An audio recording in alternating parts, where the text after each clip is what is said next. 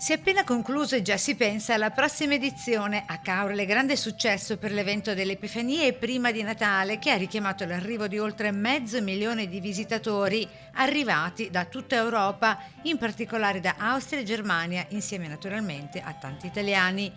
Boom anche di prenotazioni alberghiere, specie a Santo Stefano e Capodanno, dove si è registrato il quasi tutto esaurito e con giornate che hanno fatto registrare picchi negli accessi alla città paragonabili a Ferragosto.